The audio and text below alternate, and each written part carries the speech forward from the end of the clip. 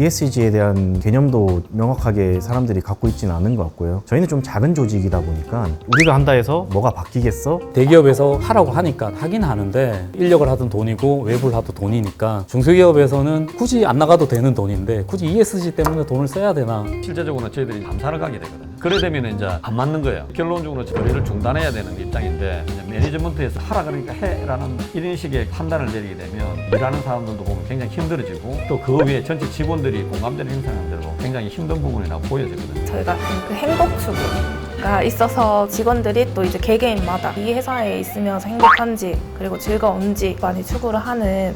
대리님은 행복하신가요? 행복이요? 네. 일단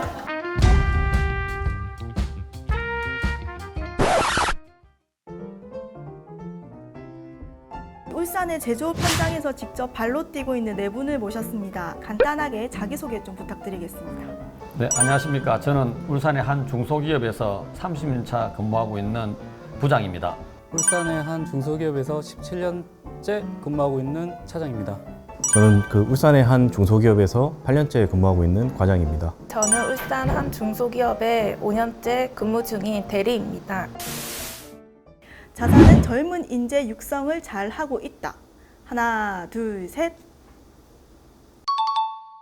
저희는 뭐 인재 육성을 하지 않는다라는 게 아니라 워낙 근속 연수가 다들 높으셔가지고 회사가 좋으신가 봐요. 나가시는 분이 없기 때문에 기회가 없는 것 같습니다. 고인물이라고 하죠. 연차가 높으신 분이 좀 많기 때문에 신입사원을 뽑을 때 그런 걸 염두해서 회사 차원에서 잘 섞일 수 있게 조화롭게 잘 할 수 있게 교육을 좀 진행하고 있거든요. 거기에 대해서는 저희 회사 좀 괜찮은 것 같습니다.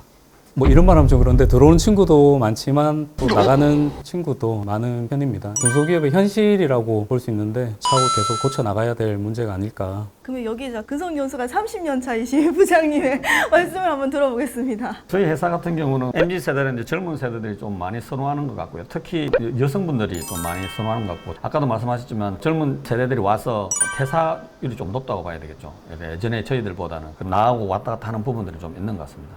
그럼 여기서 제일 연차가 어리신 대리님 같은 경우에 젊은 친구들이 요새 퇴직이 좀 쉽다고 표현을 하잖아요. 거기에 대해서 좀 어떻게 생각을 하세요? 퇴사에 대한 거에 있어서 쉽다라는 것보다는 자기가 이제 입맛 안 맞으면 바로 나갈 수 있다는 자신감, 당당함, 면접을 볼 때 자부심을 가지고 포부심을 가지고 이제 들어왔는데 다녀보니 아니다 싶으니 본인이 결정하에 나가는 거 있어가지고는 쉽다라고 생각이 좀 들긴 해요.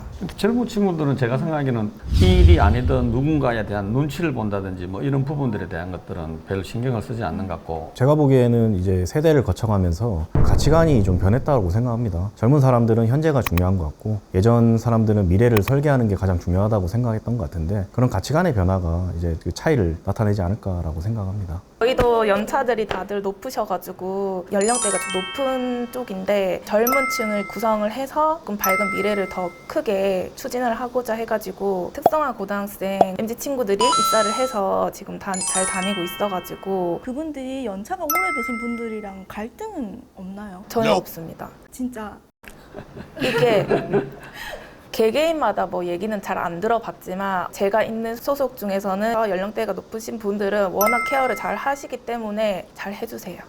나는 ESG에 대해 정확하게 알고 있다. 하나, 둘, 셋. 제가 알고 있는 선에서는 지속 가능한 경영을 위해서 ESG 경영을 하고 있는 걸로 알고 있는데 사실 뭐 세부적인 거나 현실적인 그런 거는 아직 와닿지가 않기 때문에 뭐 정확하게 모르겠다라고 말씀드린 것 같습니다. 원론적인 개념은 비재무적인 상황을 측정하는 환경적, 사회적, 그다음에 뭐 지배구조 같은 윤리나 이런 걸 얘기하는 것 같은데 뭐 이미 뭐 자사에서도 시행하고 있는 정책들이 많이 있고요. 단지 이제 ESG라는 걸 모르고 있는 것 같습니다. 그래서 이제 좀 더 공부를 해서 회사에 적용할 수 있는 방향을 보고 드리고 앞으로 이제 진행을 했으면 좋겠다는 생각이 듭니다. ESG 관련해서 이 약자를 입에 베이기까지도 이해도도 좀 떨어졌었고 관심을 가져보려고 했지만 또 떨어지는 상황이었었는데 시간을 투자를 해가지고 하기에는 너무 소수의 인연이다 보니 좀 어려운 부분이 있는 것 같아요. 회사 자체가 기본 경영 이념을 가지고 하는 부분들이 지금 하고 있는 ESG하고 거의 동일하게 움직이고 있거든요. 그래서 결론적으로는 기업이 운영을 하는 부분들은 보면 그 사회에 반응을 하기 위한 그런 쪽으로 포커스를 맞춰야 되는 부분들이 있고 기업의 이익이 인류에 손해를 끼치면 안 되는 부분들로 이해를 하고 있고 최근에 와가지고는 탄소 중립이나 이런 부분들에 대해서도 저희 회사 같은 경우는 2030년까지 60% 절감 목표도 나왔던 부분들이라서 저는 이해가 좀 된다고 보는 부분들이고요. 자사에서 ESG 실천에 대한 구성원 공감대 형성이 되어 있다. 하나, 둘, 셋.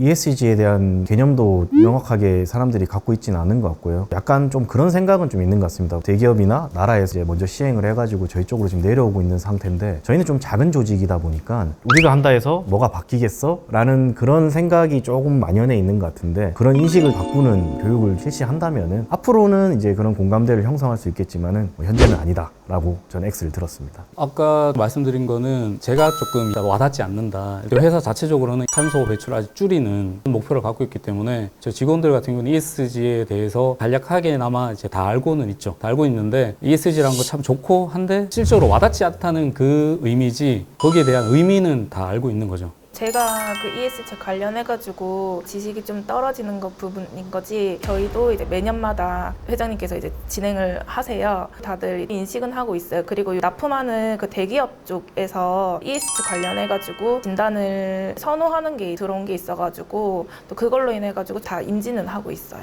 가장 핵심은 일단 경영진 자체에서 ESG에 대한 중요도를 인식을 해야 되고요. 그렇게 됨으로 인해서 예를 들어 가지고 거기에 담당하는 인원들이 오고 이렇게 하는데 저희들도 왔을 때만 해도 인원이 부족하다 보니까 딴 일을 하고 있는데 그걸 중복해서 맡아가 한다든지 그러다 보니까 실천도 안 되는 부분들도 생기고 이런 부분들이 있었는데 혼자서 하는 일은 아니지 않습니까? 그 하면서 이제 가지를 치면서 여러 부서의 파트 사람들이 전체적으로 셋업이 되고 그러면서 문서화도 현실화되고 제일 어려워하시는 부분들이 그런 것 같아요. 왜냐면 매니지먼트에서 하라 그러니까 해라는 이런 식의 판단을 내리게 되면 일하는 사람들도 보면 굉장히 힘들어지고 또 그 위에 전체 직원들이 공감대를 형성하는 데도 굉장히 힘든 부분이라고 보여지거든요. 경영진 자체에서 그 부분에 대한 중요도를 느끼게 되고 그게 담당자들이 또 갖춰져야 될 거고 그 담당자들이 또 자기에 대한 역할이나 부서와의 또 관계라든지 이런 부분들을 잘 해야만이 전체적으로 공감대가 형성되고 실천이 되는 부분이 될 것 같습니다. 위에서부터 오퍼레이션하는 그 팀원들까지도 내용이 전달되기 까지가 꽤나 좀 힘들었던 것 같습니다. 저희들도 이렇게 하는데 한 2년 정도 걸렸던 것 같아요. ESG 대응 인력이 부족하다. 하나, 둘, 셋.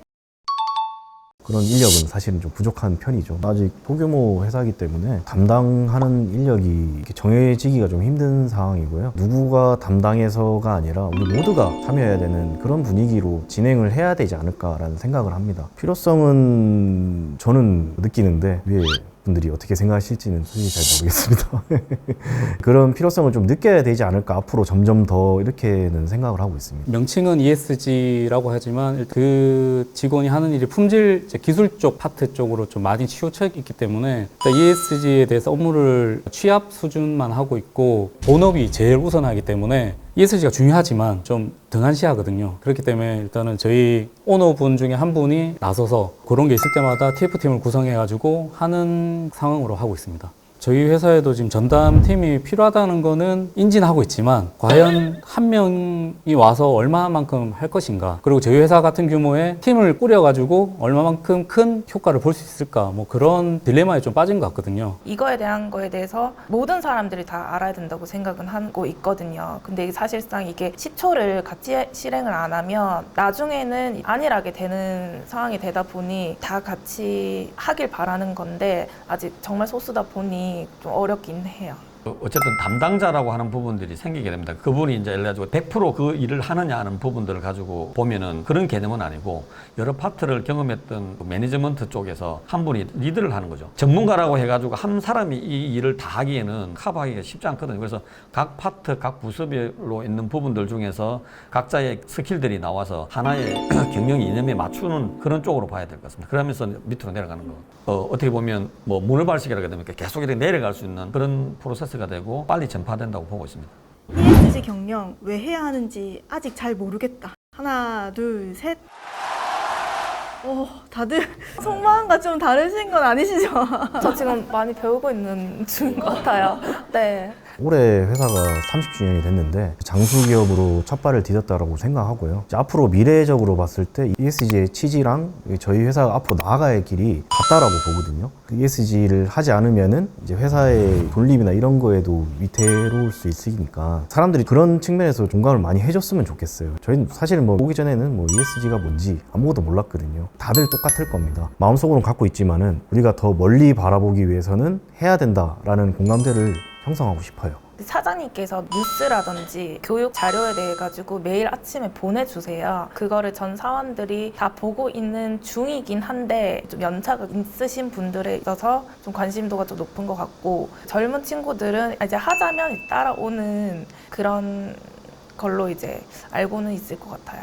그러니까 ESG라는 테두리를 봤을 때는 ESG라는 걸 모르지만 이전까지 해왔던 것들이 어떻게 보면 ESG에 다 포함이 되고 있거든요. 이미 ESG라는 이 말 나오기 전부터 일단 해왔던 거기 때문에 설명을 하면 ESG가 이렇구나에 대해서 이해는 할 수는 있을 것 같아요. 근데 와닿지는 않겠죠. 처음에 이제 예를 들어가지고 인식의 전환이라 그래야 되고 그 세팅하고 하는 부분들에 좀 어려움이 있었고 제가 신입사원 들어오면 경영 이념에 교육을 시키게 돼 있어요. 그 안에 보면은 뭐 모든 것들이 다 들어가 있는 사항이라서 그거를 교육을 하면서 일단 그 자체가 ESG의 기본 베이직이 되는 부분이다 보니까 그 부분들이 선행이 되고 나면 그 다음부터 일하고 뭐 하는데도 안전을 이야기하든 환경을 이야기하든 뭐 인간 존중을 이야기하든 모든 부분들의 대화들이 시작이 되는 것 같거든요. 회사 차원에서 그 부분들이 선행이 되지 않으면 지금같이 중소기업이 담당자 한 명이 뭔가를 하기에는 굉장히 어려운 부분들이 많습니다. 제 생각에는 그런 부분들에 대한 것들이 다른 회사들은 좀 부담이 되지 않을까 그런 생각이 듭니다. 자사에서 실제로 잘 되고 있는 ESG 경영이 있다. 하나, 둘, 셋.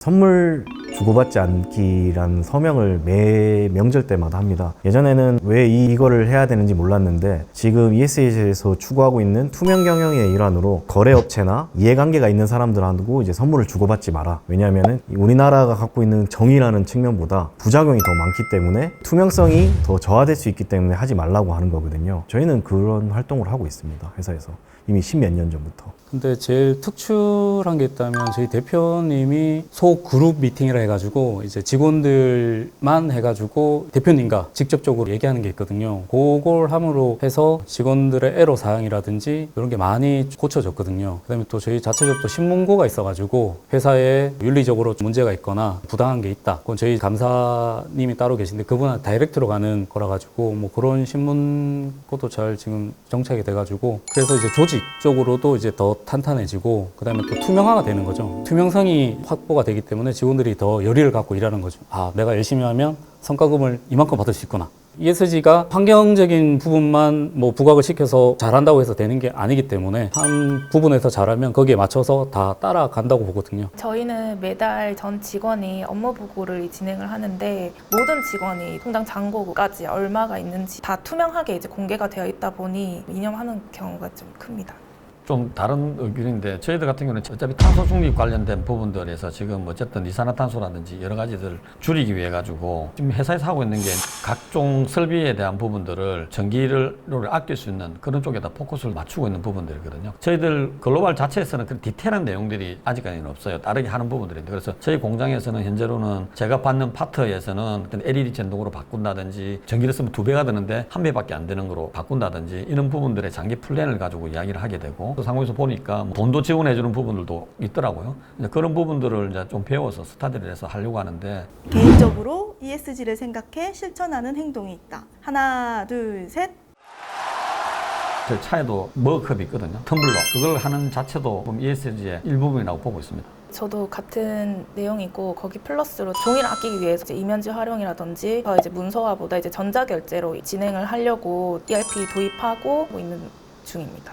그러니까 일단 환경적인 거는 업무용 차들 같은 경우에는 경유를 많이 쓰고 하는데 새로 오는 차 같은 경우는 이제 하이브리드나 LPG 뭐 이런 쪽으로 그러니까 기름 뭐 이런 쪽은 좀 줄이려고 하고 있고 회사 차원에서는 전기 뭐 사용 같은 경우에 좀 절감할 수 있는 뭐 LED 등으로 모든 걸 바꾼다든지 말씀 많이 하셨지만 뭐 페이퍼 사용을 줄이기 위해서 뭐 저희 자체적인 ERP를 도입하고 뭐 그렇게 진행을 하고 있는 것 같습니다. 예. 세 분 말씀하신 거는 개인적이기보다 뭔가 회사에서 이제 하니까 같이 동참하는 것도 있는 것 같은데 기존에 했던 뭐 페이퍼 업무를 전자식으로 바꾸려고 하는 개인적인 노력이 있다는 말씀을 드린 겁니다. 저희 전 사원이 텀블러를 다 사용하는 추진으로. 업무 외적인 거죠. 네. 외적. ESG 경영으로 어려움을 겪은 적이 있다. 하나, 둘, 셋. 기존의 향토 기업에서 지금 59년이 됐는데 솔직히 향토 기업에서 체계적으로 뭘 갖추기가 좀 힘들지 않습니까? 중소기업이. 그러다가 글로벌 기업에서 이제 인수가 되면서 2년이라는 시간이 지났는데 갑자기 ESG를 준비를 해라 했는데 거기에 대한 규칙이라든지 타규라든지 다 개선하고 바꾸고 그런 문제가 직원들이 받아들이는 것도 약간의 괴리감도 좀 있었고 그게 조금 힘들지 않았나. 처음에 할 때는 참여한다는 그런 마음으로 했었는데 평가가 최하위였거든요. 근데 지금은 그래도 중간까지는 가보자 해서 지금 준비를 하고 있는데 뭐 SK 쪽 거기서도 ESG에서 작성을 해라고 했는데 거기서 준 평가지랑 저희가 글로벌 쪽으로 작성하는 거랑 다른 것들이 있더라고요. 국내 쪽하고는 안 맞는 경우가 좀 많더라고요. 그러니까 이게 평준화가 돼야지 이제 중소기업들이 요거를 작성을 하거나 할 때 애로사항이 없지 않나. 아시아적인 측면에서의 문화라든지 이런 부분들하고 저희 현재 모회사는 미국이니까 미국에 있는 문화하고의 차이점이 생기는 부분들이 있거든요. 근데 그 부분들을 어떻게 우리 쪽 같이 녹아내릴 거냐는 부분들에 대한 것들에 대해서 논의를 해야 되는 부분들이 많이 생깁니다. 영문으로 된 거를 한글로 전환을 시킨다 그래가지고 의미가 다 부여되는 건 아니거든요. 한국의 특성에 맞게끔 그 용어를 엮고하면서 저희들 걸 만들기 위해서는 좀 시간이 걸리는 부분들은 좀 있었죠. ESG 경영을 중소 중견 기업이 따라가기에 아직까지는 벅차다. 하나, 둘, 셋. 첫 번째로는 인력에 문제가 있을 것 같습니다. 주관에서 리드해서 할 수 있는 인력을 따로 뽑는다는 게 규모가 작은 회사일수록 더 부담이 되는 건 사실이고요. 그리고 이 작은 조직은 우리가 한다고 해서 변화가 있을까라는 인식이 변화가 필요하다고 봅니다. 그런 요소들이 이제 ESG 경영을 실시하기에는 애로사항이 많을 것 같다고 생각이 듭니다. 저희가 글로벌 회사에서 인수를 하면서 그나마 물어볼 수 있는 회사가 있기 때문에 자문을 좀 많이 받았던 경우인데 변경한 게 적용이 가능한지도 검토해야 되고 근데 검토를 할 수 있는 데가 없으니까 땅에 헤딩이라고 컨설팅 업체를 비용을 들여서 저희 거를 이제 자료를 주고 검토를 좀 했었거든요. 그렇게 일단 진행했는데 중소기업 같은 경우에는 금전적으로 좀 힘들죠. 자세한 금액은 물론 크더라고요. 금액이 너무 크고 누가 코칭을 좀 해주고 이러면 중소기업들은 좀 편하지 않을까. 인력과 돈인데 인력을 하든 돈이고 외부를 하든 돈이니까 중소기업에서는 굳이 안 나가도 되는 돈인데 굳이 ESG 때문에 돈을 써야 되나 이런 생각을 가지고 있기 때문에 대기업에서 하라고 하니까 하긴 하는데 우리는 좀 금전적으로 힘들지 않나 뭐 이런 걸 많이 느끼더라고요. 저희도 일단 인력 부족으로 제일 큰 비중이 좀 차하다고 생각을 해요. 거기에 대해서도 인력을 구한다라고 보면 규모가 좀 아직까지는 작다 보니 그렇게까지는 아닌 것 같은데 대기업에서 이제 서서히 이렇게 내려오면서 시행은 해야 되지만 이 시행을 하기까지가 좀 벅찬 부분은 크다고 봅니다. 사실 여기서 제일 ESG를 잘 하고 계시는 부장님도 오를 드셨어요. 어떤 부분이 벅차시나요? 일단 내부적인 벅찬보다는 외부적인 것 같습니다. 특히 이제 중국 같은 경우에 이제 원료를 공급하는 업체가 있는데 예를 들어 가지고 데이터를 받아야 되는데 전혀 그런 부분들에 문화가 없다는 부분들에 대해서는 굉장히 좀 힘든 부분이 있고 중국에 있는 공장의 담당자한테 가서 좀 감사를 하라고 이야기하는 케이스도 있거든요. 근데 그런 감사가 한다 하더라도 정량화되지 않는 게 있다 보니까 업체의 그 거래를 어쨌든 끊어야 되는 케이스들도 생기는 부분들도 있고 한국 같은 데도 마찬가지입니다. 서류적으로는 다 그냥 오 해가지고 보내왔는데 실제적으로는 저희들이 감사를 가게 되거든요. 그래 되면 이제 안 맞는 거예요. 결론적으로 거래를 중단해야 되는 입장인데 애매모호한 부분이 많거든요. 문서화된 부분들은 있다 하지만 그 문서화가 실천이 안 되는 부분들이 굉장히 많이 이슈가 되고 있습니다. 특히 제일 문제가 서류가 완벽하지 않더라도 나중에 이렇게 하기로 했는 걸 이렇게 안 하고 있는 부분들이 가장 큰 문제거든요.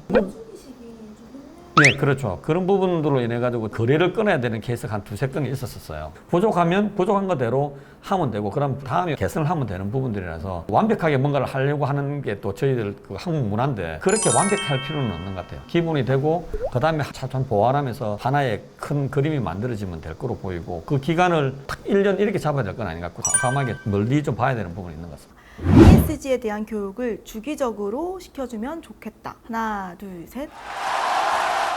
교육을 받기 전에는 ESG의 개념조차도 몰랐었으니까 시야가 많이 넓어졌죠. 짧은 시간에 모든 거를 다 컨트롤하기는 힘들 것 같고 가이드라인 비슷하게 그리고 실제 사례까지 교육을 해주신다면은 저희도 그거를 벤치마킹해서 점차적으로 나아지는 그런 모습으로 변화가 있지 않을까라고 생각해서 교육은 좀 필요할 것 같다는 생각을 많이 했습니다. 디테일하게 조금 필요하거든요. 그런 내용이 지금 뭐 없다 보니까 막상 제출했는데 또 뭐가 빠져서 이런 게 많다 보니까 그런 문제가 좀 있지 않나.